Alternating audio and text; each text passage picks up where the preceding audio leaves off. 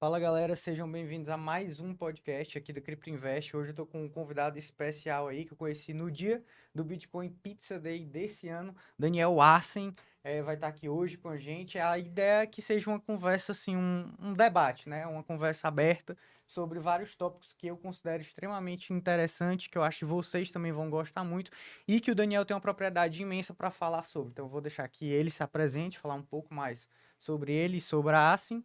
E aí depois a gente dá início à conversa. Daniel? Bom, eu sou o Daniel Assen, eu sou economista formado na UFC.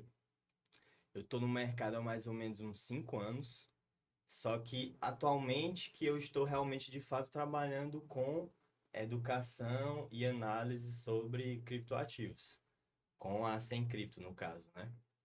Eu comecei a estudar sobre Bitcoin lá em 2021. Eu achava que era uma bolha, uma fraude, assim como muita gente, né?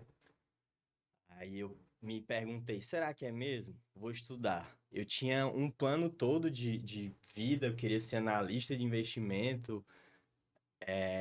Era um plano totalmente diferente do que eu estou atuando agora, mas comecei a estudar Bitcoin, entendi os fundamentos, me apaixonei, fiz até o meu trabalho de conclusão de curso sobre. Você? Em 2021, eu previ mais ou menos o que aconteceria em termos de indicação de investimento dos grandes agentes institucionais lá dos Estados Unidos, que era algo que já estava acontecendo, inclusive aqui no Brasil, estavam começando os ETFs de criptomoeda, o Hash 11, Uhum. o QRBTC 11, se eu não me engano. E aí eu fui analisar, estudar, me apaixonei pelo Bitcoin e quis trabalhar com isso, mudei toda a minha perspectiva do que eu queria para minha vida e o resto é história que ainda está sendo É isso construída, aí, né? é isso aí. O resto está sendo formado É, ainda. Cara, mas sensacional. E o trabalho, tipo, eu acredito que tu tenha sido um dos primeiros a escrever o trabalho sobre cripto, né? Porque aqui, 2021 ainda não era tão. Ainda não é, mas 2021 eu sim. acredito que não era tão bem quisto assim, não. Cara, 2021 eu fui atrás de outros trabalhos acadêmicos no Brasil sobre. De graduação, eu só achei um. Eu não lembro o nome do cara que até me ajudou assim, sem saber, Hum, né? Porque eu estudei o trabalho dele, mas acho que do Sul. Mas de trabalhos acadêmicos de graduação eram quase nenhum.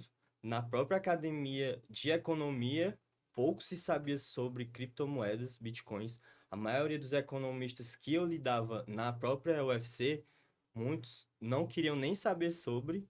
Se você falasse sobre Bitcoin, já era sempre a velha, é furada, é pirâmide. bolha, é pirâmide. Nem queriam estudar sobre, pelo menos eu achava que era pirâmide, mas eu fui estudar, né? Exato. Mas, enfim, de fato, tinha pouquíssimos trabalhos sobre. Ainda vejo que há um pouquíssimo conhecimento na própria área de economia, na academia de economia, o que não era para acontecer, né? Por motivos óbvios. Uhum. Mas eu vejo que lentamente está sendo criado um espaço não só do público geral, em termos de conhecimento sobre criptoativos, criptomoedas, Bitcoin, mas também na própria academia, porque aumentou de forma absurda o número de trabalhos acadêmicos. Pelo que eu vi, na FGV já tem vários, IBMEC, enfim. Uhum. Isso, pelo menos, está sendo remediado. Eu acredito que, tipo, isso é a minha visão aí, tu pode me corrigir se eu estiver errado. Porque eu acredito que, assim, pelo que eu conheço da economia, o pessoal mais antigo vai do keynesiano aí, né? E aí o Demais. Bitcoin vai mais para austríaco, aí Sim, começa a brigar. Só que eu acho que o digital é justamente isso, tipo, a gente tá vivendo essa divisão. Porque o digital, ele traz mais acesso ao conhecimento, né? Querendo ou não, hoje a gente tem como aprender algo de outro país, muito fácil. com certeza. E Se aí você o souber Bitcoin. inglês, Exato, e aí o Bitcoin. Hoje com a IA, o cara até traduz, né? Não precisa é, nem. é E verdade. aí, justamente isso, tipo, o teu acesso à informação ficou muito mais fácil. Então a gente tá vendo os jovens que estão se formando hoje com acesso a estudar algo diferente do que Sim, é apresentado para eles, né? O questionar. E aí a gente vai ver literalmente o que é cripto, que é uma revolução com acontecendo, né? certeza. Eu enxergo que os criptoativos, a fundamentação tecnológica, ela é em si uma ferramenta Então, por ter essa associação muito tecnológica, ela tem essa barreira do pessoal de uma geração mais antiga que tem um contato com tecnologias assim de forma muito incipiente, tipo, os caras de 50, 60 anos mais estão aprendendo a usar smartphone agora, por Uhum, exemplo. As exato. gerações mais da nossa têm esse contato com tecnologia de forma desde que a gente é criança. Então, tem essa facilidade de entender uma ferramenta tecnológica que vai estruturar os criptoativos das criptomoedas. Perfeito. Então, com o passar do tempo, já vai ter maior entendimento dos criptoativos, das criptomoedas, mas, como tu disse, é algo que é uma revolução e não tem como parar. Tipo, você querer proibir os criptoativos, as criptomoedas, é impossível, não tem como. Você tem que se adequar, entender, compreender, aprender a lidar, porque é um movimento inevitável. É uma revolução lógica. É assim como um exemplo que eu gosto de dar da economia monetária, muita gente fala, o dinheiro é ruim. Não tem como o dinheiro ser ruim. O dinheiro é um pilar da nossa sociedade, porque ele é um passo lógico para você aumentar a eficiência das transações. Ao invés de escambo, que tem que haver a duplicidade de desejo, Uhum. você com o dinheiro não necessita mais disso. Então, é uma eficiência lógica, é um passo lógico. Assim como os criptoativos, as criptomoedas também são um passo lógico para o aumento de eficiência econômica.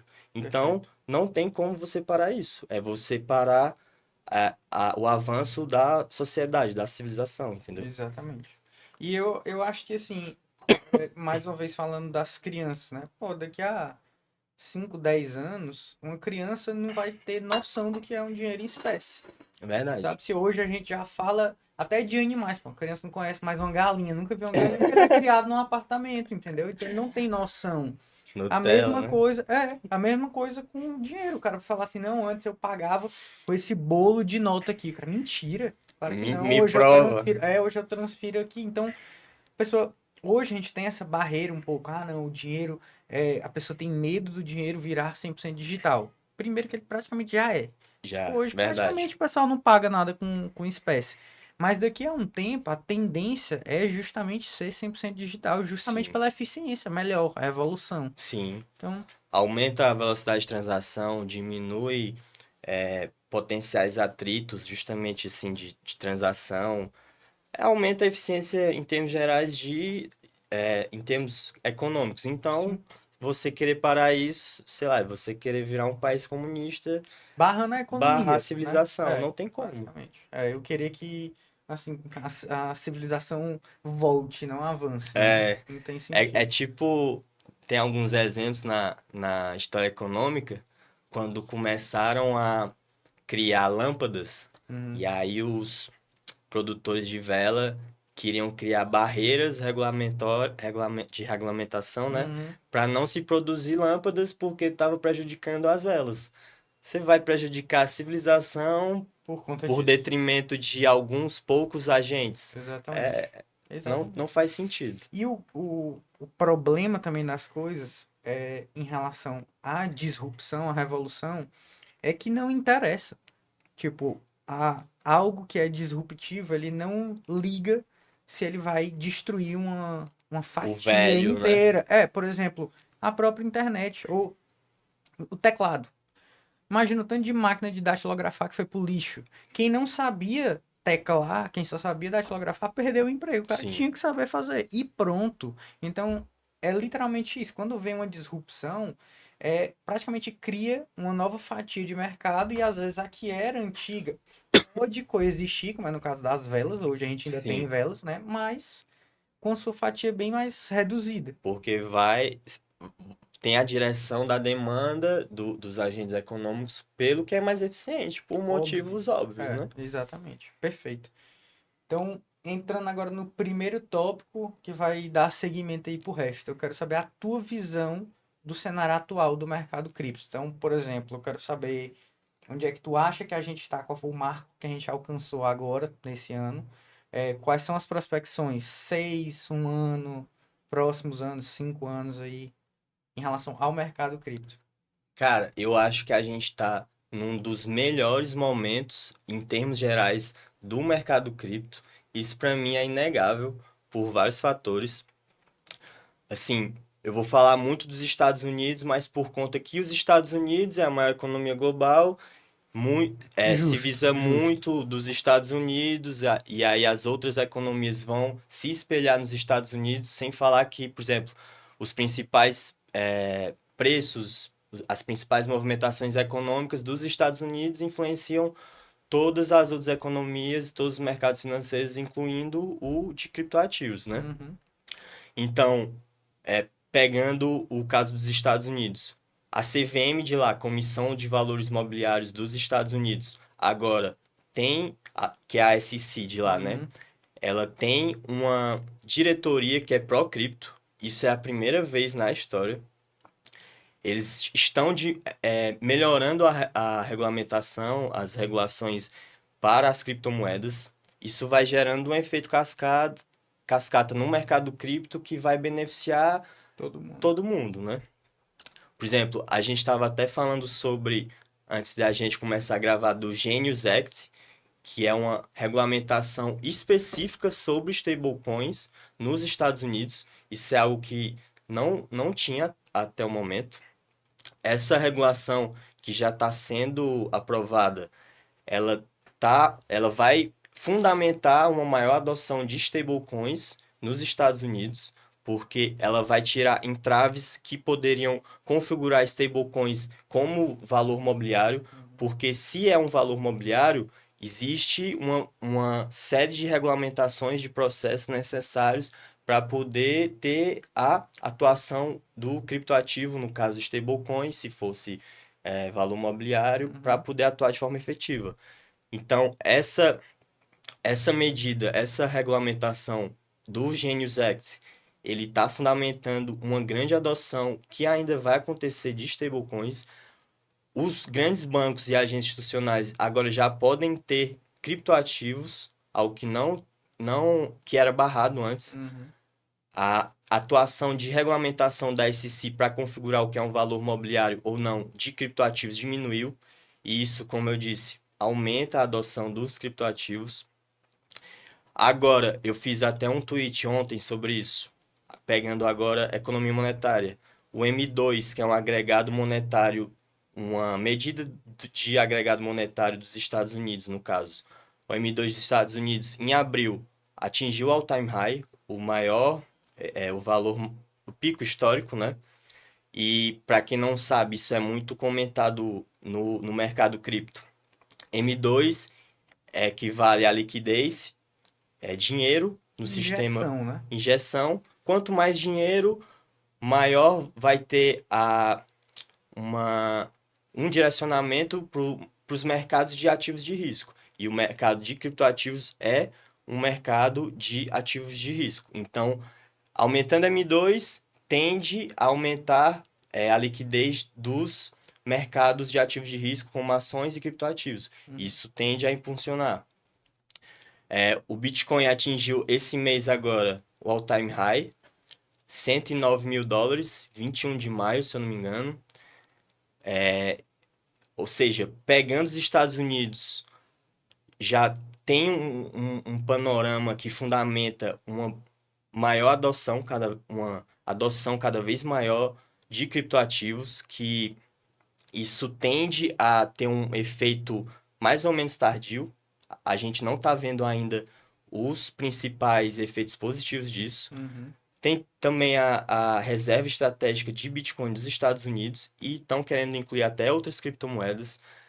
Grandes empresas estão colocando Bitcoin e outros criptoativos na tesouraria. A Strategy do Michael Saylor, que é icônica, começou com isso, compra Bitcoin direto. Muito, né? Diga-se de Tem passagem. várias empresas surgindo, comprando Bitcoin para botar na tesouraria. Eu vi ontem de uma empresa que está colocando Ethereum na tesouraria e Uhum. ela teve o ticker, né, a ação, teve um up de 420% quando saiu essa notícia. Tem empresa colocando Solana em tesouraria do Canadá, se não me engano, não, Uhum. acho que é Solana Strategy, mas enfim, empresas colocando Bitcoin e outras criptomoedas na tesouraria como função de empresa, o escopo da empresa se tornar apenas investir em criptoativos. Uhum. Isso é algo que a gente não viu até agora. Inclusive, no Brasil tem a Melius, que a gente já está sabendo bastante. Ela está criando esse propósito de investir em Bitcoin e teve um up absurdo do preço da ação. É a MicroStrategy brasileira, né? Quer ser a MicroStrategy brasileira. Enfim, acho que esses são alguns pontos que fundamentam um, um, um momento que a gente está agora, que já foi jamais visto na Uhum. história do mercado. A gente está no melhor momento do mercado até hoje. E esses efeitos, tudo isso que eu falei, vai ter um efeito positivo tardio. Ou seja, o efeito preço não tá sendo Uhum. Não captado tá agora. refletido Não ainda, né? reflete ainda porque não dá tempo. Então, é um momento bom de entrar, de estudar cada vez mais e entender as funções dos criptoativos. E é um momento absurdo para o nosso mercado. Eu concordo 100%. Não poderia discordar nem por um segundo. E eu vejo assim, o cenário todo, ele tá virado para isso, né? Porque a gente tem, não só dos Estados Unidos, ainda quero dar uma pincelada em relação aos Estados Unidos, mas, por exemplo, começou, eu acredito que El Salvador.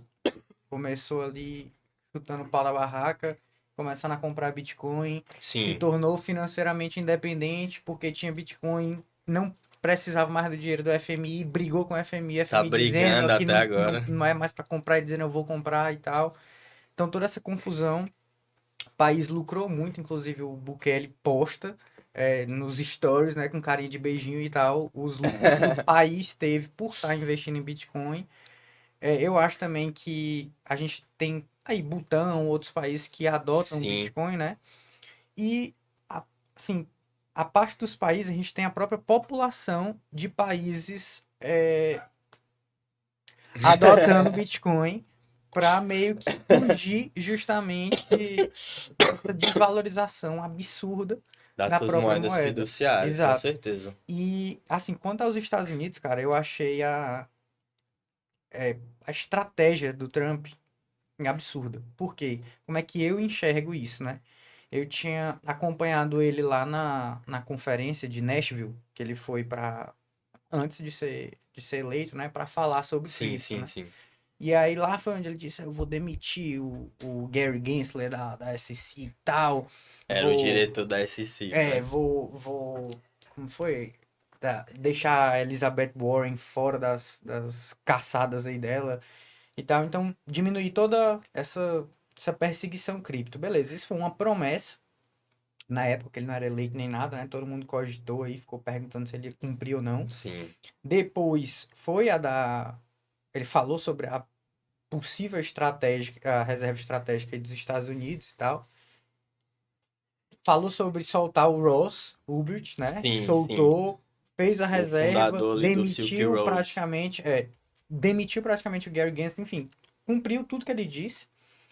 E o que que eu acho? Eu acho que assim, a partir do momento que ele, na verdade, a partir do momento que começou a guerra Rússia e Ucrânia, que os Estados Unidos impôs as sanções na Rússia, eles meio que só tiveram uma opção, recorrer para cripto. Então ficaram transacionando em cripto, né? Inclusive Sim. tem notícias que a Rússia, tipo, vendeu muito, muito, muito gás natural em cripto. E ainda tá utilizando bastante, Não, inclusive. exatamente. Aí tu vê isso e junta com as tarifas do Trump.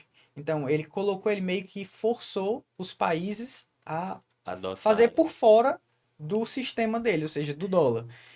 Só que ao mesmo tempo, ele criou, ou no caso, reintitulou a reserva, né? Porque meio que ele já tinha os bitcoins apreendidos Sim, e mudou como reserva. Ainda não começou a comprar, a reserva tinha de verdade. fato. Mas, tu imagina, tipo, se liga nessa jogada aí. O cara tinha lá 200 mil bitcoins, disse, não, isso aqui é reserva estratégica. Ao mesmo tempo que ele forçou todos os outros países a trocar o comércio do dólar. Ou seja, ou vocês me pagam porcentagens absurdas em taxa, eu ganho, ou vocês transacionam em outra moeda, em outro sistema financeiro, fazendo ele se valorizar, que eu tenho uma reserva estratégica. Eu ganho. Tá entendendo? Caramba, eu nem tinha pensado por Então, esse tipo, o lado. cara tá fazendo um checkmate com os países. Porque não tem como, os Estados Unidos é o que tem mais. Sim, Então, eu acho que ele tá literalmente se posicionando aí. E, ao mesmo tempo, ele quer trazer, eu vejo, né, parte da infraestrutura cripto para dentro dos Estados Unidos. Então, hoje, tem os chips aí sendo produzidos fora, China, Taiwan e tal.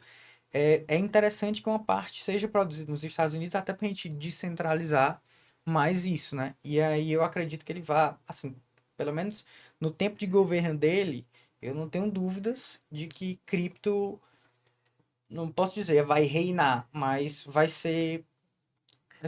os olhos vão ser melhores em relação sim. ao governo, sabe? Vai ter menos perseguição, como ele A já tá percepção fazendo. geral vai ser alterada quase que Exato. à força, né? Exatamente, exatamente. Até, mas meio que o pessoal, hoje a gente tem uma barreira, mas ela tá começando a se quebrar. Então, Sim, agora, como tá meio que pré um ciclo de alta, a gente já vê o pessoal que antes não queria saber de cripto começando a perguntar, né? Então, cara, o verdade. que é? Tu deve ter amigos, fala assim, tu Porra. tentava falar antes, sobre Bitcoin, cara, cala a boca.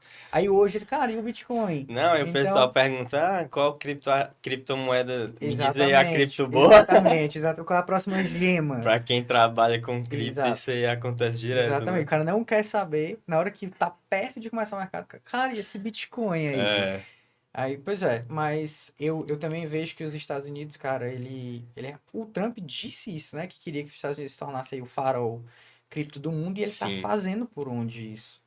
o país do Bitcoin, né? Em outras É, palavras. exatamente. E maior economia, né? Então É, ele tem que. a maior economia fundamentando todo esse movimento, como eu disse, sobre a questão da importância dos Estados Unidos para falar sobre o panorama cripto, né? Uhum, Porque, como tu disse, o movimento estratégico do Trump, ele vai fundamentar de forma absurda o futuro, a futura alta, né? Porque sim. como tu disse, enxerga que é o começo de bull market, eu também enxergo que a gente está mais ou menos no começo ainda, justamente por conta, principalmente entrando em termos de economia monetária, a gente está agora que está tendo o aumento de M2 dos Estados Unidos. Uhum, As taxas de juros lá, a Fed Funds Rate, a taxa básica de juros de lá, uhum. ela vai ainda ser cortada. Ou seja, Ainda tem dinheiro pra vir, ainda né? tem dinheiro para vir. E assim, só para o pessoal entender, a taxa básica de juros dos Estados Unidos é basicamente o principal preço da economia global. É o que Se dita, né? dita todos os outros mercados de tudo, de É. títulos públicos, ativos de risco, se há uma queda da taxa básica de juros de lá, a Fed Funds Rate, tende, e de forma quase que automática, a haver um direcionamento de liquidez para ativos de risco, Uhum, como os criptoativos, como a gente mencionou. uhum. Então, as taxas de juros ainda nem começaram a cair e já está havendo esse aumento de liquidez, aumento do preço do mercado. Imagina quando houver esse corte de juros por lá, que, segundo as pesquisas de mercado, se eu não me engano, é precificado, esperado dois cortes esse ano ainda. Uhum. Então, mais fundamentação ainda para uma prospecção futura e perspectiva Estão futura. ouvindo aí, né? A festa nem começou ainda, galera. Mas o pior que é verdade. Eu acho que ainda tem muito por vir, sabe? Eu acho que a gente tá no começo, assim, de fato, de explorar a tecnologia, a gente tá no fato a gente tá no começo da adoção também. Sim, a adoção é muito E baixa. demais, cara. A gente tá Só um na parêntese internet rápido, lá. eu vi um número, eu acho que é de 2024, que o percentual da população que tem cripto ou já transacionou cripto é cerca de 6%. Isso da Imagina, população mundial. Imagina imagina. o potencial de mercado que para mim é inevitável. Exato. 6% da população mundial. Exatamente. Então, A gente tá só no não tem, começo. cara, a internet ainda ganha usuários. Então, tipo, É a gente verdade. tá bem no começo, bem no começo, bem no começo. E outra, tava falando em relação a tua entrada no começo. tu ficava, é pirâmide. O Sim. cara pensa logo, claro, né? É golpe, é não sei o que, até porque a gente vê várias notícias que destroem, E empresas que pirâmide, se não sei o que, aproveitam do fato de ser novidade, de haver de pra fato uma valorização surfar. grande, para atuarem de forma fraudulenta em Exatamente. nome de Bitcoin, mas que não tem nada a ver, Só Bitcoin e que aí, criptoativos, é né? exatamente, aí que tá. A partir do momento que tu vê o presidente da economia mais forte que tem, maior, falar, cara, eu quero isso não só pra mim, porque o Trump investe, né? Mas eu quero isso pro meu país. Aí o olhar já muda. É Muda, irrefutável, com entendeu? certeza. Na hora que tu escuta, tu pode achar que é pirâmide. Pô, mas se é pirâmide, por que que os Estados Unidos têm? Porque o presidente está É, falando isso. por que que ele tá segurando, entendeu? Não tem sentido. E aí é justamente essa virada que a gente tá vivenciando, eu acho, sabe? Do povo olhar e falar, realmente eu acho que isso aqui Tem tem alguma coisa. futuro. Inclusive, se a gente for pegar assim das pessoas mais próximas a gente, pelo menos quando eu comecei a trabalhar no mercado, 2022 ali, 21, sempre existia essa argumentação que é bolha, que é Uhum, pirâmide, inclusive de grandes economistas renomados, para não citar nomes, mas se a gente compara a hoje em dia, a gente percebe de forma clara. Eu digo assim, a gente que trabalha na área uhum, percebe que essa menção a ser bolha, a ser fraude, uhum, a ser pirâmide, diminuiu de forma absurda. O exatamente. pessoal quer Tiago, aprender. nunca mais apareceu, né? Mas é isso. E me diz uma coisa. Agora a gente tá falando justamente dessa adoção, do avanço e tal. O Bitcoin em si, como é que tu vê a tecnologia? Como é que tu enxerga? Se tu tivesse que falar, não em termos muito técnicos e nem complicado, mas se tu tivesse que resumir o que que o Bitcoin é pra ti, tipo, vamos supor, tu estudou toda a história aí da economia. O que que o Bitcoin representa pra isso? Pronto, a gente estava falando da evolução lógica da moeda, do dinheiro ser para o escambo. Uhum. É uma evolução lógica que aumenta a eficiência econômica. Para mim, o Bitcoin é uma evolução lógica do dinheiro. Ele é uma forma aperfeiçoada do dinheiro.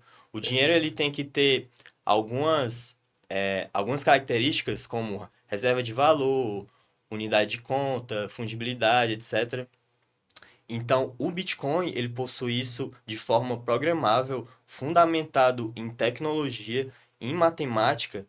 Então, ele tem os atributos de forma mais perfeita, entre aspas, do que deve ser o dinheiro. Então, ao Uhum. meu ver, indo mais pelo aspecto econômico do que a gente está falando sobre, o Bitcoin, para mim, é a evolução lógica racional do dinheiro. É o aprimoramento do dinheiro. Perfeito, perfeito.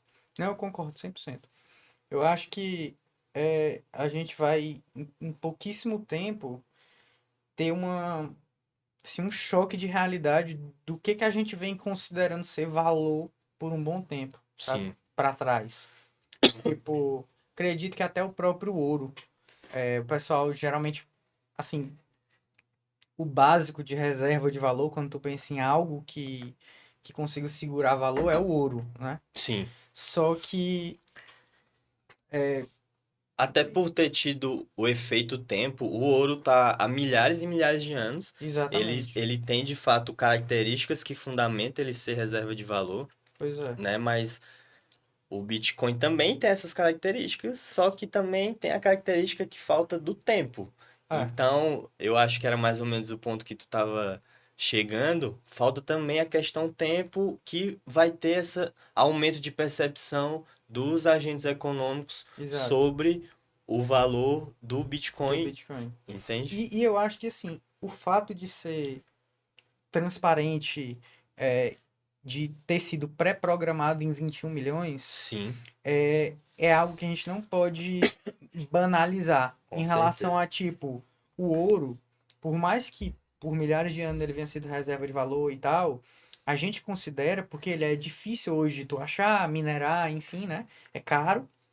Mas, cara, a gente não tem noção da quantidade de ouro que tem. Tipo, claro que a gente pode fazer uma estimativa de quanto de ouro tem no Sim. planeta. Mas isso muda. Tipo, isso é descoberto. Não lembro, semana passada descobriram uma reserva de ouro Novas gigantesca. jazidas, né? É, pouco tempo, acho que 2, 3 dias atrás, não lembro a universidade que fez o estudo que a gente tem muito ouro concentrado no centro da Terra e esse ouro sai ali por alguns vulcões no Havaí e tal, enfim. Ou seja, esse ouro que descobriram, só que ele tá em um formato que não tem como explorar ainda, mas ele Sim. vai subindo, virando sólido, né?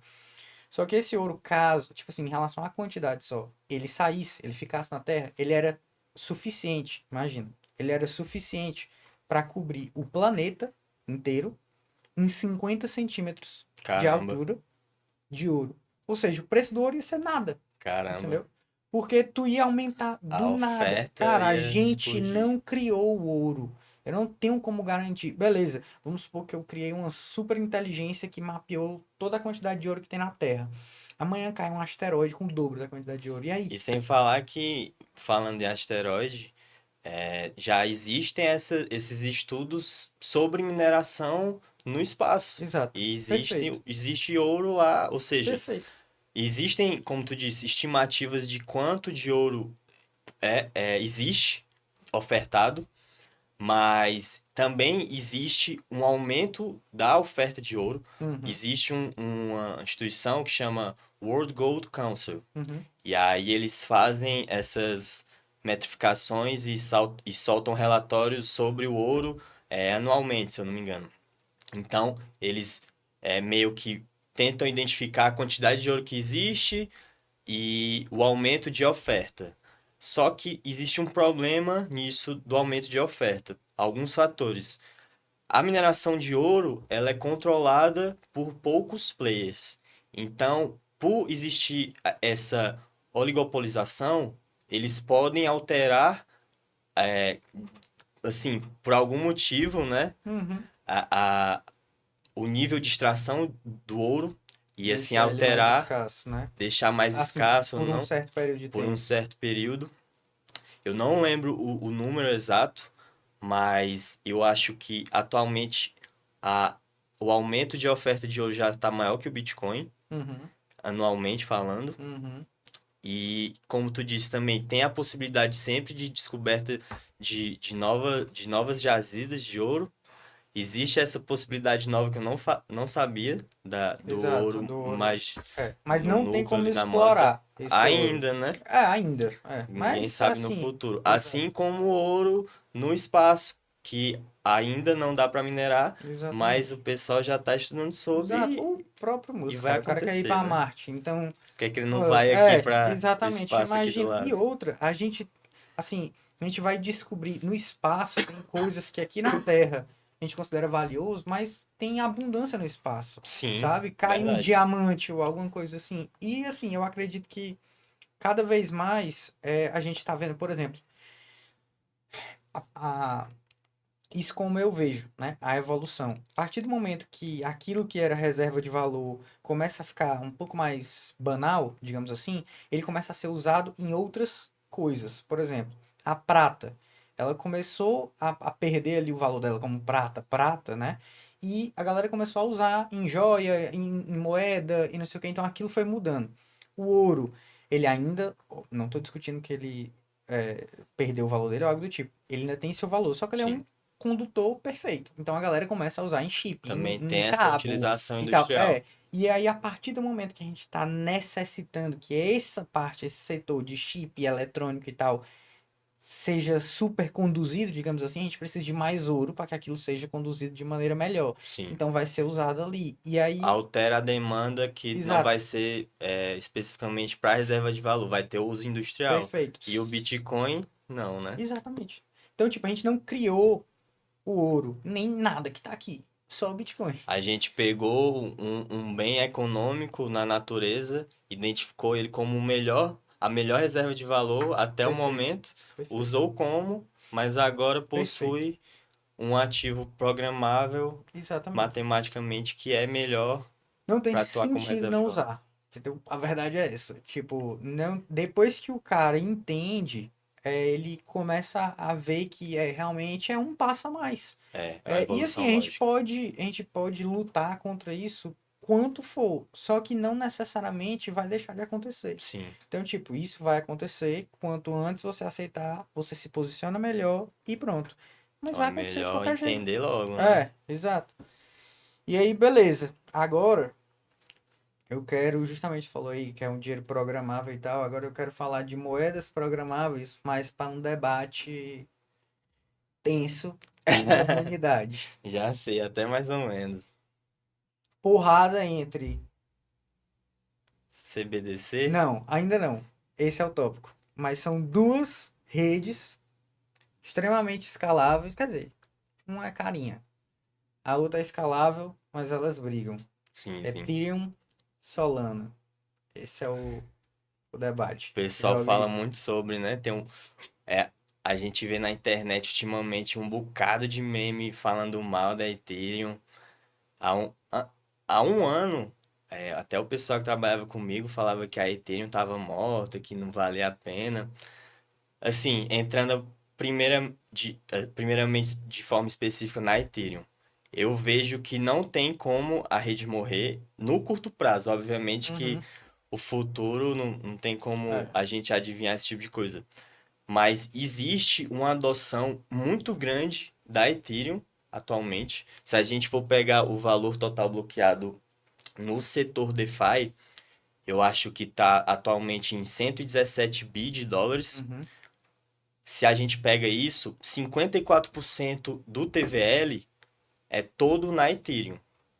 Ou seja, 54% do valor alocado para atividades relacionadas a DeFi está na Ethereum. Não Uhum. tem como uma rede dessa morrer no curto prazo.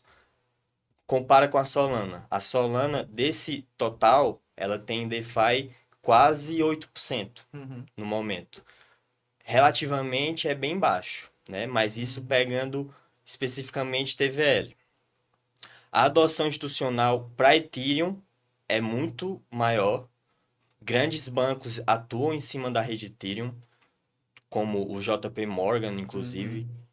Existem muitos protocolos na rede Ethereum. É a rede com maior número de protocolos, maior número de aplicações, maior número de produtos financeiros.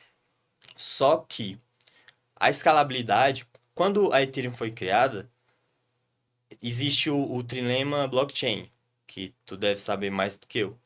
Uma blockchain, ela vai prezar por dois pontos em detrimento de um, entre três, né? Uhum. Segurança, escalabilidade e descentralização. Perfeito. A Ethereum, ela foi por segurança e descentralização. A Solana, ela foi por segurança e escalabilidade. Uhum. Ou seja, a escalabilidade da Solana é nativa. O Uhum. processamento de dados é muito maior na Solana do que na rede Ethereum. Uhum. A escalabilidade da Ethereum, ela começou a correr com as Layer 2, né, Uhum. as soluções de segunda camada. Uhum. Arbitrum, O roll-up, Optimism, sidechain e tal. Sidechain, a Polygon que está caindo que só. Mas, enfim, essas soluções de escalabilidade, elas trouxeram de fato escalabilidade para a rede Ethereum, só que elas meio que canibalizaram a receita da rede mãe, que é a Uhum. Ethereum. Uhum. Então, a Ethereum, ela possui grande adoção institucional, possui um número absurdo de protocolos, produtos financeiros, etc. Mas, se a gente tenta analisar como empresa, atualmente ela tem uma receita baixa, Uhum. relativamente. A Solana tem uma receita, mesmo tendo um TVL menor, número de protocolos menor, ela tem uma receita muito grande, entendeu? Uhum.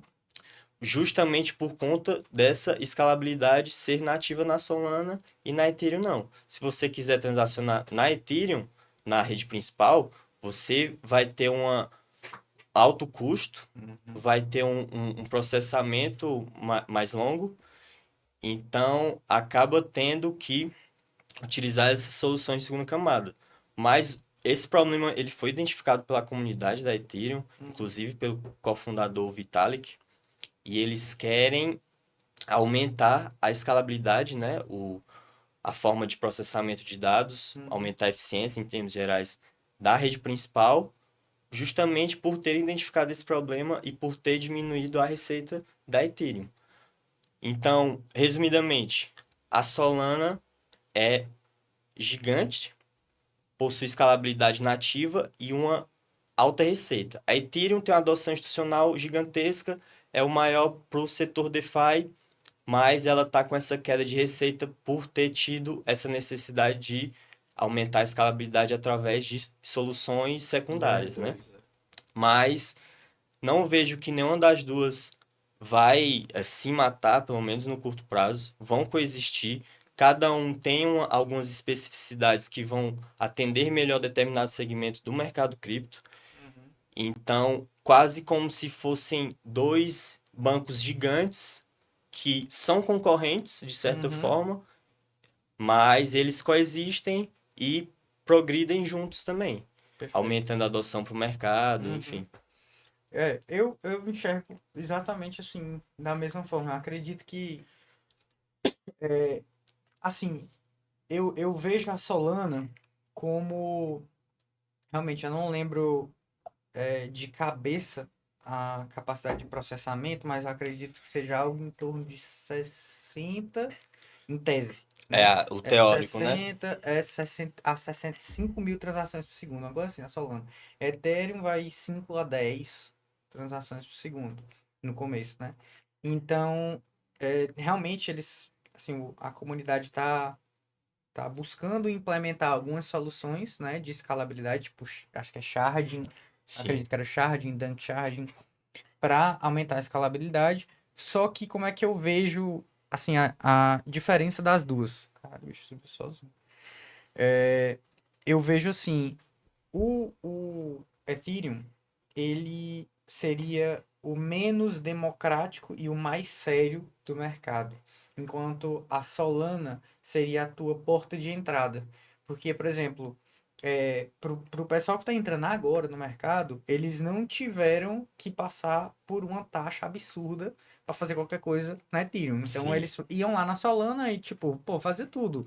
Tem todo tipo de coisa. Tem corretora descentralizada na Solana, tu tem cria tudo. ali a tua moeda, tem NFTs, tem tudo. Então o cara ele já entrou pagando menos. Sim, Ele não vai querer pagar mais. Só que aí, ao mesmo tempo, quem entrou antes e construiu algo em cima da Ethereum, ainda que o cara tenha pago taxas maiores e tal, ele tem uma segurança maior ali na rede. Então, por exemplo, eu não quero aqui levantar a bandeira criticando tanto a Solana, mas é uma rede que já foi colocada sob estresse e falhou algumas vezes, né? sim. Não que isso seja algum problema, né? Porque, enfim, ela vai ali. Progredindo com o Exato. Tipo, tempo, vai né? corrigindo as falhas, vai trocando a roda com o carro andando. Só que, a partir do momento que eu sou institucional, minha visão, né? Sou institucional, eu vou colocar o dinheiro pesado no que eu considero seguro, mas eu não Perfeito. vou deixar de investir no que a maioria vai entrar, tipo, na porta de entrada da maioria, Sim, sabe? E realmente, assim, a Solana tem uma capacidade gigantesca, como falou, o trilema. O Vitalik foi ali assertivo, eu acredito que em escolher dos dois pilares do trilema, um deles sendo a segurança. Porque, bicho, nada adianta tu ter algo escalável, descentralizado, se ele não é seguro, e principalmente cabe no salientar blockchain. que foi o que ele mais focou na segurança, tanto que os Exatamente. upgrades foram, apesar de rápidos, muito bem Focado nisso. fundamentados, Exato. mas sempre em torno Exato. da segurança ali. Exatamente. E assim, eu também concordo que caiu bastante, até ele perdeu receita. Só que eu acho que eu interpreto essa perda de receita como uma peneira, sabe? Ali só fica o que é sólido. E eu não duvido de, assim, a Solana funcionar como uma plataforma experimental para que depois tu migre para Ethereum. Ainda que sejam linguagens de programação completamente diferentes. Mas, por exemplo, tem ali o Pump Fun. Sim, Eu posso criar uma moeda para saber se ela vai dar certo ali, ter o feeling e tal, e aí depois eu comunidade já rodando e tal, eu anuncio que eu vou migrar de para rede. outra rede, mas só por conta da segurança ou algo do tipo, sabe? Sim, Acredito que seja.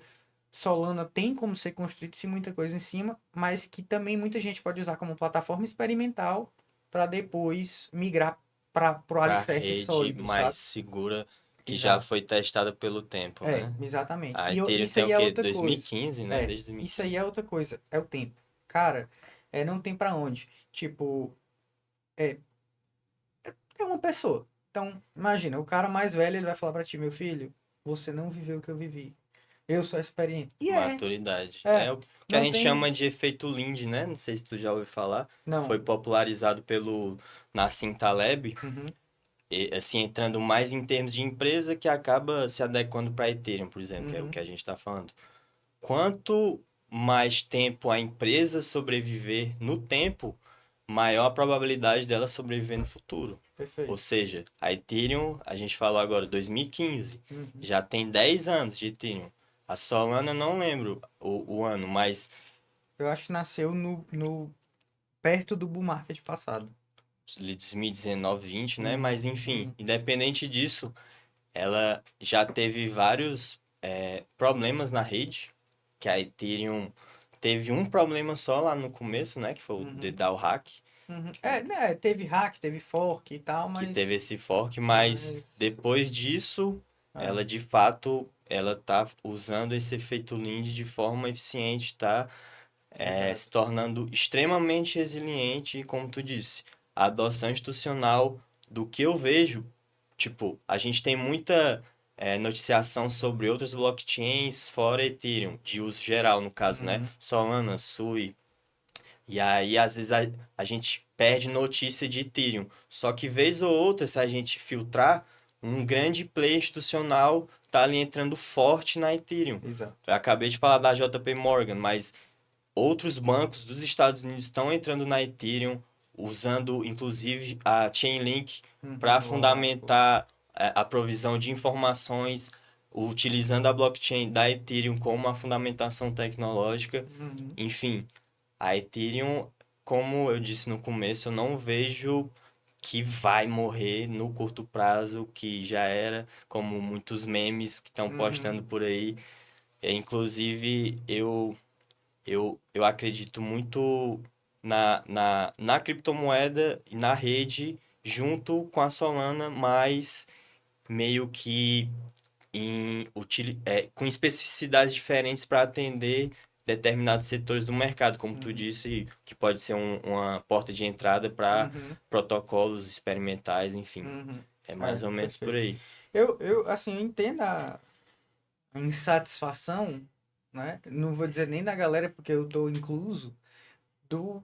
Pô, o Ethereum virou stablecoin aí nos últimos. Eu vi uma comparação, pô, nos últimos, sei lá, 5 anos, não, 3 anos, sei lá, tava praticamente o mesmo preço. Sim, Então, peraí, né? para o investidor, A Solana saiu o que ano passado de 18, US$ 19 para para um, 100 e não sei acho quanto, que do mais nada. Não, 300, pois né? é. É. Não, eu lembro, o salto em um ano foi tipo isso, de 18, US$ 19 para 140, 150 por depois continuou crescendo. Pois Isso é. foi um salto O absurdo. que eu enxergo nesse interim é justamente a necessidade de aumento de escalabilidade por soluções externas, Uhum, as Layer 2, né, as soluções de segunda uhum, camada, isso diminui a receita e acaba diminuindo a atratividade do token, né? uhum, A captura de valor da criptomoeda Ether. E isso foi mais ou menos um problema, mas que eu vejo que pode acabar sendo um ponto positivo no futuro. A rede, ela meio que perdeu essa esse acúmulo de receita no meio do uhum. caminho, mas pode ter fundamentado uma estrutura global que vai atender, como a gente está falando, players institucionais de forma muito eficiente. Perfeito. Passou por esse período meio que de aparente estabilidade no preço, Uhum. mas Foi um período criou probatório. uma É, fundamentação tecnológica muito forte, exato, entendeu? exatamente. Eu Pronto, vejo mais ou perfeito. menos por aí. Agora, vamos na polêmica. Falamos de moedas aí descentralizadas e tal. Aí agora a gente entra primeiro na categoria e depois no nosso contexto atual. Então, CBDCs E não sei nem como é que o algoritmo vai interpretar isso aqui, mas DREX. Essa moeda aí nova. O Drex. Isso aí, por favor. Então, a CBDC, para quem não sabe, é uma moeda digital de Banco Central, Central Bank Digital Currency. É uma moeda que é criada por uma entidade central, no caso, um banco central, né? O Bitcoin, ele é descentralizado, tem os validadores de forma descentralizada. No caso de uma CBDC, ele é emitido e controlado de forma total pelo Banco Central. Uhum. Dentro disso, existem as categorias de CBDC. Isso para fundamentar o que a gente vai falar sobre Drex também é importante. Existe basicamente três tipos. É a CBDC de atacado, que ela é voltado para instituições financeiras. Existe a CBDC de varejo, que são que as pessoas, o cliente final, como eu e você, eles vão possuir uma conta no Banco Central e utilizar essa CBDC como se fosse a moeda que a gente usa hoje eletronicamente. Uhum. E existe uma CBDC que é universal, mais ou menos por aí, que é a união de tudo e inclui agentes institucionais e internacionais que podem utilizar essa CBDC de alguma forma. Então, já existem alguns países que têm CBDC. Ela é um tópico, é uma ferramenta, uma tecnologia ainda de certa forma experimental. Muitos países estão estudando, mas apesar de ser experimental e ser incipiente, quase todos os países abertos e acho que principalmente os fechados, eles têm essa iniciativa de querer criar uma CBDC. Talvez exceto os Estados Unidos, que aparentemente, recentemente, meio que não Disse quer que era mais, né? contra. O Trump Descartou. falou aí abertamente que não deixaria uma criação de um CBDC dos Estados Unidos de jeito nenhum e tal. Justamente porque entrando agora numa parte mais econômica, teórica da CBDC e tecnológica, né, também de Uhum. certa forma, a CBDC ela fundamenta um controle muito forte, muito total do agente governamental sobre a moeda. Isso facilita a aplicação de políticas monetárias, pode também aumentar a eficiência do sistema financeiro, como a gente vai falar quando a gente for comentar sobre o Drex, Uhum. mas abre espaço para um controle absurdo da moeda e dos indivíduos a partir da moeda. Por Uhum. exemplo, você pode criar uma programabilidade de se a pessoa não usar a CBDC em um ano, ela vai expirar. Ou então você incentivar o consumo criando uma taxa de juros negativa, independente de onde a CBDC estiver. Ou seja, se a pessoa não gastar aquele dinheiro, Ele vai sendo corroído Uhum. para incentivar o consumo. Uma política monetária que incentiva a inflação e o consumo, né? Já acontece isso, né, em países como a China, A por China exemplo. tem É. o renminbi digital, né? O SNI. Vale ressaltar que não é ficção, né? Isso aqui Já é já existe. realidade. Exato. Inclusive, a gente estava até comentando sobre antes de começar a gravação, e tu estava me falando sobre alguns pontos que eu não conhecia, sobre o score, né? Exato. E aí, dependendo do score do indivíduo, o score social, a avaliação do governo sobre o indivíduo, se é um indivíduo bom ou mal, entre aspas, Se deixa de pagar alguma as, coisa, con- se, se tudo, atravessa na faixa. tudo é. Ele pode criar uma programabilidade ali da CBDC para esse indivíduo específica para criar alguma forma de punição, né? Perfeito. E aí entrando no Drex. O Drex, ele está para ser implementado já há algum tempo. A- e, se eu não me engano, ele ainda está em fase de teste, experimentação com alguns agentes específicos, mas ele é para ser uma CBDC de atacado, ou seja, ele é voltado para instituições financeiras, para players do mercado financeiro. A ideia, em tese, é aumentar a eficiência, principalmente de liquidação de títulos públicos. Uhum. Os títulos públicos, atualmente, eles levam mais ou menos 2 dias para serem liquidados. Com a CBDC, eles seriam automaticamente. Uhum. Em tese, isso de fato aumentaria a eficiência absurdamente. Só que, entrando na outra questão, como a gente estava falando, da CBDC de atacado para a CBDC de varejo é um pulo, entendeu? Então, o que eu enxergo é que essa CBDC de atacado ela vai fundamentar uma CBDC de varejo que vai ocorrer depois e vai ocorrer paulatinamente. Uhum. Não vai ser de uma vez, né? Uhum. Mas vai ocorrer e é bom a gente entender os riscos, os perigos, porque isso é uma ferramenta de controle e pouca gente percebe isso, é uma ferramenta de controle absurda, entendeu? Não é coisa de 1980, quer dizer, de 19... Né? O George mas não, Orwell aí. não é ficção, é realidade, Exatamente. entendeu? Compre em Bitcoin. É isso aí. Então, é importante saber sobre isso, dos riscos, para poder agir em cima, É. inclusive entendendo o Bitcoin, né? Não, eu concordo 100%. Eu acho que assim, é como tu disse, né? A gente vai começar aí nos grandes players, que pode realmente, pode não, vai trazer uma eficiência muito maior, não tem como. É, é, é trazer algo para o dinheiro que a gente não está acostumado, que é justamente a programabilidade. E é justamente para a gente não estar acostumado que isso pode ser um perigo. Como é que eu enxergo CBDC? Como uma ferramenta, sabe? Tipo, pô, tu tem uma chave de fenda, ela serve ali para tu afrouxar ou acochar o parafuso. Mas se alguém quiser ferir outra pessoa com chave de fenda, ela pode. É uma Sim. arma? Não. Entendeu? Então, assim, ela é uma ferramenta. Ela vai depender de como tu vai utilizá-la. E aí, tu pode utilizá-la pro bem ou pro mal. E é uma das coisas que, assim, levanta minha preocupação em relação a CBDCs é a seguinte. Na economia tem a curva de Laffer, né? Sim. Então eu vou subir o imposto e a arrecadação cai. Porque muitas pessoas se recusam a pagar impostos abusivos. Tá?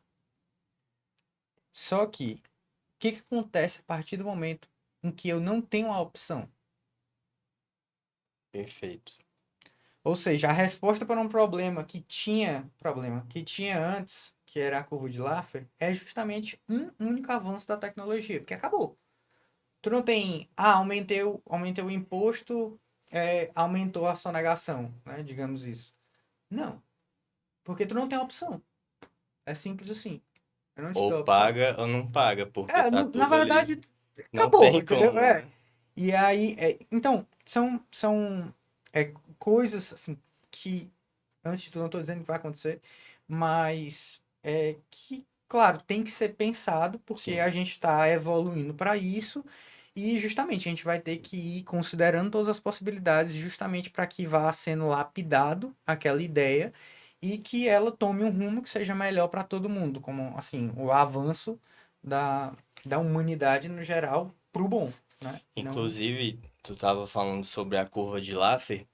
Uma, um dos grandes debates envolvendo CBDC é justamente como ela vai impactar as políticas monetárias, as políticas governamentais de forma geral. Uma CBDC de atacado, ela tende a diminuir a participação dos agentes financeiros como os bancos. Vai Uhum. diminuir o poder dos bancos. Diminuindo o poder dos bancos, como isso vai afetar uma política monetária? Como é que a taxa de juros, a aplicação de uma taxa de juros a taxa de juros básica de uma economia pelo um Uhum. banco central vai afetar a economia nacional, sabendo que existe uma CBDC que nunca foi aplicado anteriormente, Uhum. atuando no sistema financeiro, no mercado financeiro. Como Exato. isso vai impactar? Como vai mudar a forma de arrecadação, sabendo que essas políticas monetárias foram afetadas?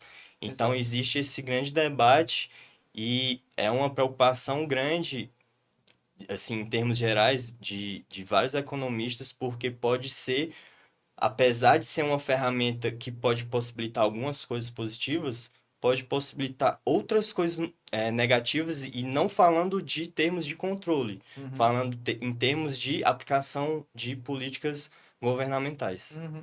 Eu acho, é exatamente isso. Tipo assim, a gente, a gente tá evoluindo, mas tem, assim, geralmente não acontece com disrupções. Geralmente as disrupções, como eu estava falando no começo, elas não esperam, elas vão acontecendo e o resto que se vire. Só que eu acho que a partir de certo ponto a gente tem que. Ei, peraí, galera. Antes da gente fazer, vamos pensar aqui no que isso pode impactar para que a gente faça da melhor maneira possível. Não é deixar, ah não, CBDC é bom, implemente e pronto. Não, peraí. Quais são os prós, quais são os cons? E realmente ponderar isso, né? E, claro, eu acredito que discussões abertas devem ser feitas.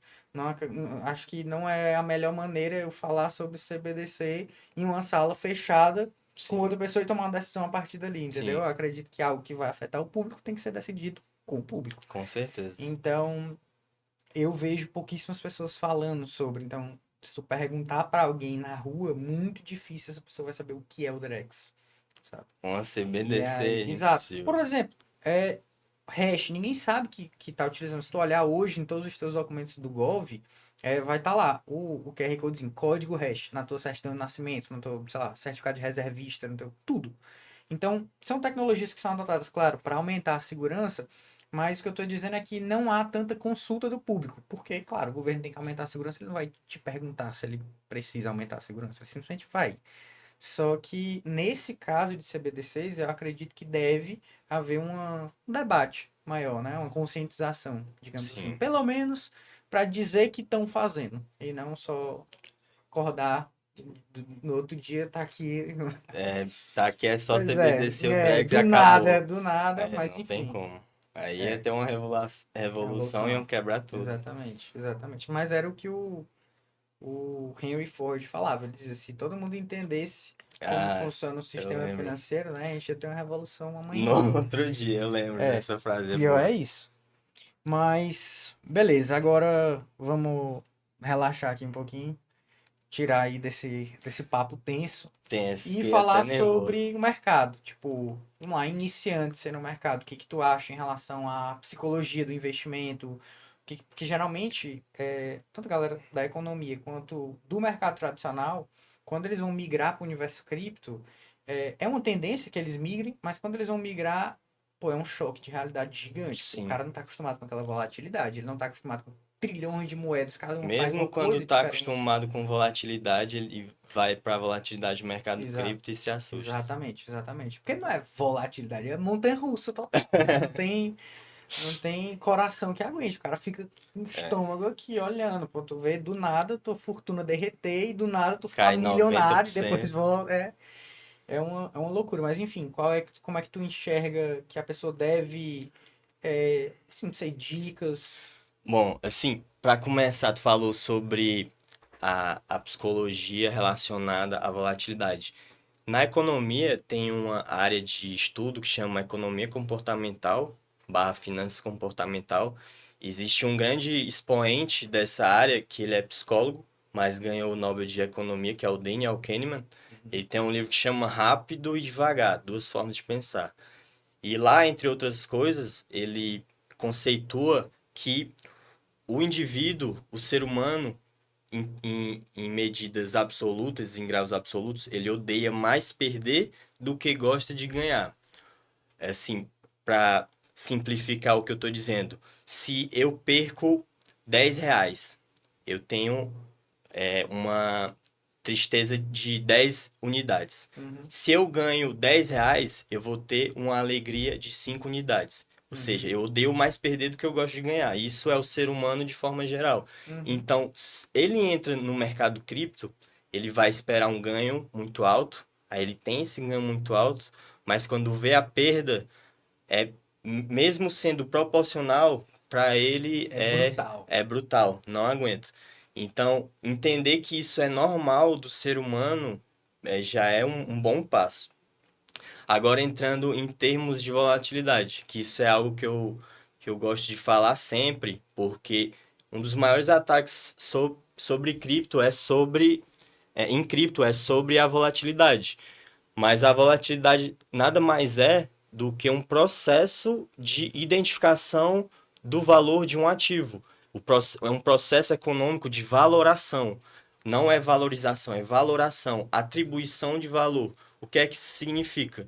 Por ser um mercado novo, o mercado cripto, o Bitcoin ele foi lançado em 2009. O mercado cripto ele está se estruturando há pouco tempo. É um mercado novo, são produtos novos. Então, a volatilidade é normal e, na verdade, ela é saudável e essencial, porque sem essa volatilidade, os agentes econômicos eles não vão entender o valor subjetivo, que é, até um parêntese, o valor é sempre subjetivo, Uhum. o valor do bem econômico, porque é, eles não vão entender a percepção dos outros agentes econômicos em relação àquele ativo. Então, a volatilidade, ela é um processo natural. Sem a volatilidade, a gente não vai entender cada vez mais o valor percebido do ativo, o ativo novo. E quanto mais o tempo passar, maior liquidez entrar no mercado cripto, mais agentes econômicos entenderem o valor do Bitcoin e das outras criptomoedas barra criptoativos, menor será a volatilidade, porque esse processo econômico de atribuição de valor, ele vai se tornando cada vez mais maduro, Uhum. cada vez mais eficiente. Então, sobre volatilidade, entender que volatilidade é normal e é necessária. E a tendência é diminuir, e se a gente já metrificar isso, a gente percebe que a volatilidade ela tem diminuído.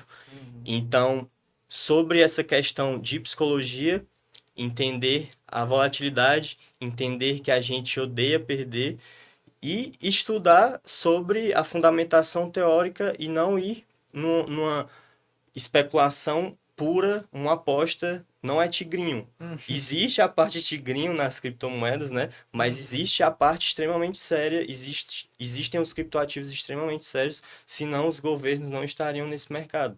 Senão grandes players institucionais, JP Morgan, Goldman Uhum. Sachs, eles não estariam nesse mercado, eles não são bestas, Exato. entendeu? Então é entender esse aspecto, a volatilidade, entender que a gente naturalmente odeia perder e aprender sobre a fundamentação teórica, os fundamentos dos criptoativos, principalmente do Bitcoin, porque assim você vai tomar as suas decisões relacionadas aos criptoativos de forma cada vez mais eficiente, assertiva.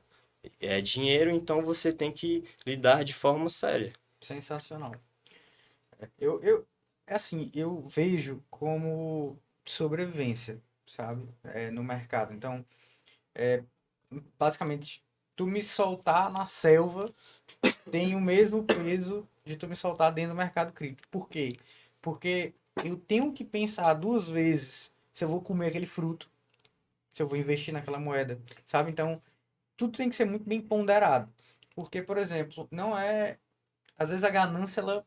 Sim, Né, o cara olha, principalmente, só tá entrando, tu abre lá o aplicativo da corretora. Aí tu vai passando, tem 15 mil moedas. Aí tu olha uma, tem uma valorização de mil e 8 mil. seiscentos por cento assim, o Até cara. a gente que trabalha com isso, às O cara vezes, olha e, né? pô, por que eu não entrei? Aí, mas aí que tá. Tipo, tu tem que entender que, cara, assim, a chance da. Primeiro, a chance de tu tá no momento certo naquela moeda, ela é quase zero, tá? É uma loteria, É, praticamente. E a chance daquilo ir pra frente é nula, sabe? É negativa. Porque, como tu falou, tem um certo tempo que vai tendo a percepção ali do valor daquilo e tendo uma maturidade em relação àquilo. Então a criptomoeda subiu 1.600% em 2, 3 horas ou 12 horas. É difícil ela manter esse padrão. E aí o cara vai lá e o pensamento é: meu Deus, eu perdi essa alta, eu vou colocar porque ela vai subir mais 5.000 por é o cento. famoso FOMO, né? O Exato, é Fear o of FOMO. Missing Out. Exatamente. Então o cara vê e, meu Deus, desesperadão, entrei. E aí dá errado. Eu concordo 100%. Pra galera, tipo assim, pra quem tá iniciando, eu sempre falo, cara, tu vai, tu olha pra duas Bitcoin, Ethereum. Pronto. Porque uma vai ser, entre aspas, né, no mercado cripto, tua reserva de valor, e a outra vai ser a tua possibilidade de que algo vá sendo construído em cima daquela rede, né? Mais coisas sendo Sim, construídas em cima. E digamos que é uma forma do teu dinheiro se valorizar, entre milhões de aspas, de forma segura. Então são as duas aí para iniciantes, são as duas mais antigas, são as duas mais bem fundamentadas até agora. sim. E o resto, só com muito estudo, sabe? Eu Pra acho você que o cara entender a tem, fundamentação ali. o cara tem que estudar, não tem para onde. Tem, óbvio, muita gente, assim, que realmente indica moedas e que são moedas boas. O cara vai lá, estudou, viu toda a fundamentação e ele fala, pô, tô investindo nessa moeda, essa moeda é boa. Só que não necessariamente a tecnologia da moeda é suficiente para que ela vá para frente, o projeto vá Se para frente. sustentar no longo. Exato. Até porque entrando nesse aspecto, por exemplo, nem sempre a melhor tecnologia, o melhor produto prevalece. Exato. Às vezes você tem dois produtos e um é mais eficiente naquilo que se propõe a fazer, mas o outro, por algum motivo não identificado do mercado, uma cor mais bonita, Uhum, é mais atrativo por algum outro fator que não é a eficiência do que ele se propõe a fazer de fato, ele acaba sendo exato. mais demandado e que se sustenta ali no mercado. Exato. Então, não é só a fundamentação teórica, existem vários fatores que, de fato, se você estuda é difícil, se você não estuda, É pior ainda, aí é né? loucura, né? E é muito imprevisível, tipo, às vezes tá tudo indo bem, tudo perfeito, vem um hack do nada e puf, acabou, E sabe? tem sempre essa suscetibilidade, Exato. exceto, assim, exceto entre aspas, né? Exceto o Bitcoin, na verdade, mas Uhum. grandes redes que se provaram no tempo, elas têm uma chance bem menor, mas ainda assim existe essa chance, né? Existe para todas, né? Tipo, é aquela coisa, nenhum sistema tá seguro, 100% seguro, isso é muito difícil. A gente pode mitigar o risco, mas dizer assim 100% muito, muito, muito, muito difícil. E eu acho que realmente, assim, o pior de tudo é que, claro, a gente tem os hacks e tal, que às vezes acontece, mas eu acho que a- vamos supor que tivesse alguém entrando no mercado agora. A primeira coisa que eu diria pro cara era, a primeira coisa que tu tem que estudar é primeiro como tu tira o teu dinheiro da corretora. Então, tipo, é Perfeito, Bitcoin, primeiro, pô, o cara compra Bitcoin, digamos assim, sem erro, mas saca esse Bitcoin. Tá? Primeira coisa, porque perfeito. tu imagina, o cara dedica ali 10 horas por dia, criou a conta na corretora, investiu, estudou, viu, sei lá, 5, 6 projetos, tá? A carteira dele bonita, dividida em todos os setores que deveria ser tal, perfeito. Aí tá tudo na FTX, FTX. Então, tipo, do Aí já nada era. quebrou. Aí o cara tá sujeito a isso, sabe? Então, meio que essas imprevisibilidades é que lascam a pessoa. E aí Sim. o cara vai culpar o mercado, ele não vai culpar a corretora. Sabe? Eu tinha em cripto, perdi tudo, não sei o Esse que. Não mercado é. não presta. Exatamente. Aí então, acredito que minha dica é exatamente essa, sabe? Autocustódia. É, de fato, Autocustódia. tem até um ditado no mercado cripto que chama Not Your Keys, Not Your Coins, né? Então, Exatamente. eu acho que de fato você entender sobre a importância da autocustódia, e é justamente isso, esse é um dos pontos principais do mercado cripto, é justamente o empoderamento do indivíduo. Uhum. Você, mas o mercado cripto, ele também exige responsabilidade, ele dá autonomia, mas você tem que ser responsável. Então, você comprar as suas criptomoedas, retirar de uma corretora, botar na sua wallet, fazer autocustódia, beleza. Agora você tem que entender como fazer isso, porque Exato. se você, sei lá, perde as suas frases lá da seed Uhum. phrase e tem que importar a carteira depois, e aí? Perdeu Uhum. toda aquela sua grana? Eu fiz um vídeo agora, recente, de uma mulher que ela jogou fora um pendrive de um cara, ele era um desenvolvedor, tava no mercado, ele tava no mercado desde que era mato, viu? Desde 2013, se eu não me Ah, engano. Maria. O cara tinha milhões de libras Ah, tipo, em bitcoins. Aí tava num pendrive, a esposa dele foi fazer uma faxina rotineira, pegou o pendrive junto com outras coisas aparentemente sem valor, jogou fora e o cara, quando ele foi procurar o pendrive que tinha a carteira com os bitcoins, cadê o pendrive? Perdeu milhões, em reais, mais ou menos 20 milhões de reais. Em libras, acho que Meu uns Deus, meu 4 Deus. 4 milhões de libras. Imagina, Não, perdeu e é já triste. era. É triste. Responsabilidade, autocustódia. É meio cômico, triste, mas É. é um lembrete que a gente tem que ter essa responsabilidade que o mercado exige. Ele empodera, mas você tem que ter responsabilidade. Se não tiver, perde muito do sentido que eu vejo no mercado de criptoativos, entendeu? É, exato. Não, e assim, ao mesmo tempo, a galera tem que começar a se conscientizar que cripto existe. Porque, por exemplo, tem uma notícia, eu vou atrás depois. Eu vi a notícia, acredito que tenha sido em 2023 ou 2024. Mas só para ter noção como o pessoal não sabe o que é. Então, como ações como essa da mulher estão sujeitas a acontecer. Simplesmente fizeram um teste. Pegaram uma nota, eu acredito, se eu não me engano, foi de R$ 50. Isso aqui, no Brasil. Compraram 400 e pouco em Bitcoin. E, detalhe, eu vi a notícia em 22, 23. Então, deve estar há um tempinho aí. Ou seja, valorizou os 400. Pois anotaram as 12 palavras na nota de R$ 50 e tá aí, rodando. Caramba, é loucura. Então, tipo, quem tiver a nota pode ir lá e olhar. Só que ninguém nunca resgatou, porque o cara simplesmente não sabe o que são 12 palavras ali na nota de Sim, R$ 50. fica aí até a dica. Se tu achar essa Exatamente. Olha nota já todas aí, as notas de R$ 50 que estão na tua carteira. sacar dinheiro Porque... direto agora. Exato, exatamente. Porque realmente, cara, imagina, R$ 400 em Bitcoin, que foi 2000, eu não lembro se foi 2022 ou 2023. Eita. Mas imagina, querendo ou não, valorizou bastante. Ixi, já deve estar na E casa dos aí, milhões, exato, e provavelmente. aí o pessoal tá deixando passar. Mas é isso. Responsabilidade. O mercado cripto empodera, é um mercado fascinante, absurdo. Existem várias tecnologias muito disruptivas. Uhum, Eu não gosto muito de usar essa palavra, mas eu acho que cabe bem. Existe até algumas pessoas, não é criticando, eu entendo, mas que são só Bitcoin, uhum, mas eu acho que é um tipo de análise diferente. O Bitcoin, ele, no que ele se propõe a fazer, que é ser reserva de valor, ser uma moeda, ser dinheiro, ele é único. uhum, Ele é sui generis, é só ele ali. uhum, Mas você pegar o seu parâmetro de análise do Bitcoin e colocar em outros criptoativos, para mim isso é errado. Você uhum, não tem como você fazer esse tipo de análise. uhum. Então, existe o Bitcoin e existem outros criptoativos extremamente sérios, extremamente eficientes no que se propõe a fazer. Então, entrando na parte da disrupção, que de fato são disruptivos.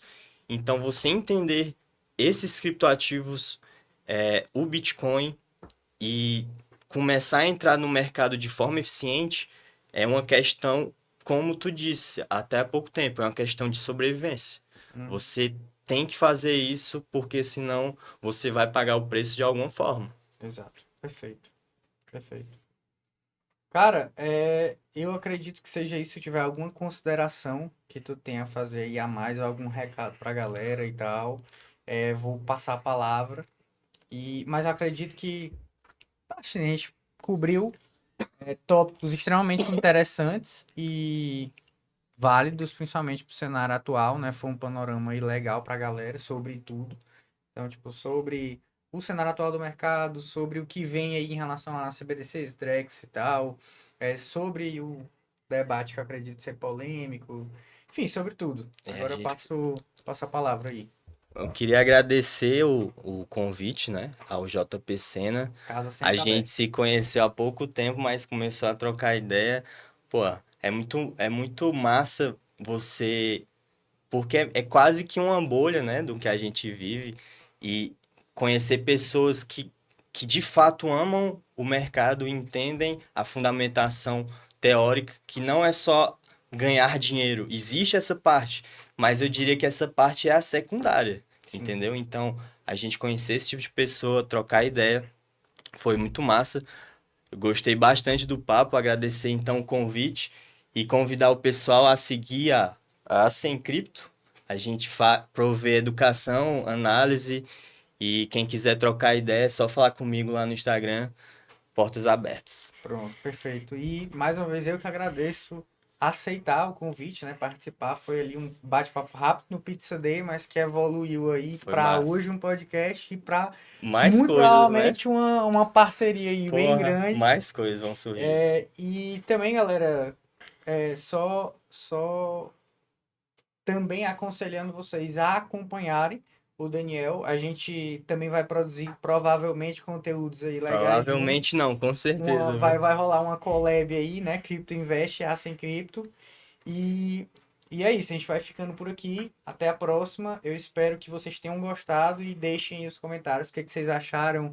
Se vocês têm alguma análise diferente, fiquem livres aí para ir no nosso direct, para encher o saco deles e dizer, eu acho que tu falou isso aqui, isso aqui, isso aqui Exatamente. errado. Ninguém é dono da verdade. Exatamente. Então A gente tá aqui a pra gente está aprender. construindo o cenário.